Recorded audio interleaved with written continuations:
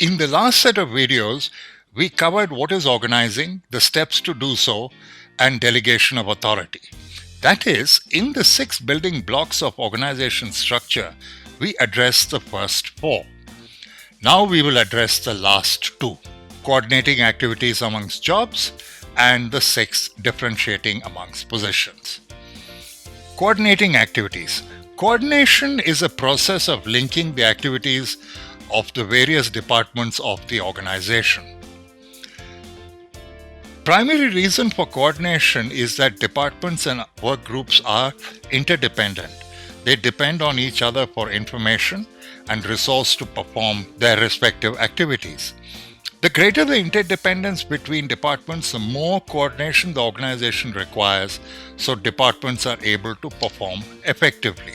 Pooled independence exists when units operate with little interaction and their output is simply pooled. Sequential interdependence occurs when the output of one unit becomes the input for another in a sequential fashion.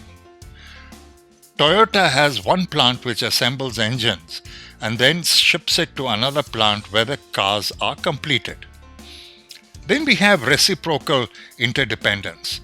This occurs when activities flow both ways between units. This form of interdependence is the most complex. Within any hotel, the reservations department, front desk, check-in, housekeeping are all reciprocally interdependent. Structural coordination techniques. These techniques were designed to achieve and maintain coordination amongst interdependent units, and they include managerial hierarchy, rules and procedures, liaison roles, task force, and integrating departments. Let's come to the first, managerial hierarchy. One manager is placed in charge of interdependent departments or units. Rules and procedures, routine coordination activities may be handled by rules and standard procedures. However, complex or unusual problems may have to be handled independently. Liaison roles. A manager acts as a common point of contact but has no formal authority over the interdependent groups. He simply serves as a facilitator of information flow between the units. He or she maintains familiarity with each unit and can answer questions and otherwise serve to integrate activities. Then we have task forces. A task force may be needed when interdependence is complex and several interdependent units are involved. It is created by drawing one representative from each unit. Coordination function is then spread across several individuals, each of whom has special information about one of the units involved. When coordination of a project is completed, the task force is dissolved. Then we have integrated departments. It is very much similar to a task force but is more permanent. Usually has more authority than a task force and may be given even some amount of budgetary control. Generally has some permanent members as well as members who are assigned temporarily from the units that are particularly in need of coordination. Firms characterized by complex and dynamic environments tend to use integrated departments to maintain internal integration and coordination.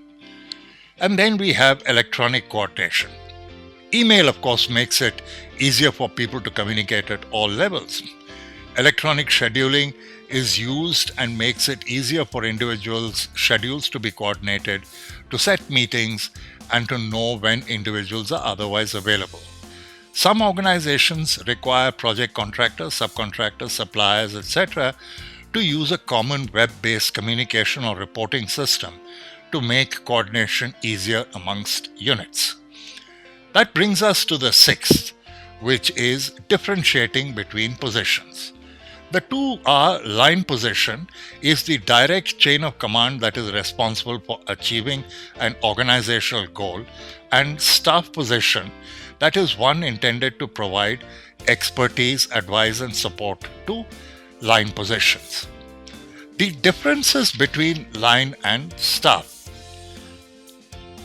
The first is that line managers work towards organizational goals, staff managers must advise and assist.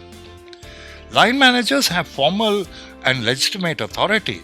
Staff authority is less concrete and may take a variety of forms. One is compulsory authority. The line manager has to listen to the advice of the staff manager, but he can choose to take it or ignore it. And functional authority, formal or legitimate authority given to staff managers over activities related to their specialities. Now comes the issue of what we call administrative intensity. See, administrative intensity is the degree to which managerial positions are concentrated in staff positions. So, an organization with high administrative intensity is one with many staff positions relative to the number of line positions. And a relatively low administrative intensity reflects more line positions relative to staff positions. Organizations would generally like to devote most of their HR investment to line managers because they contribute directly to the organization's basic goals. Practice today is leading towards reducing staff positions. This brings us to the end of the 4-part series on organizing. Thank you.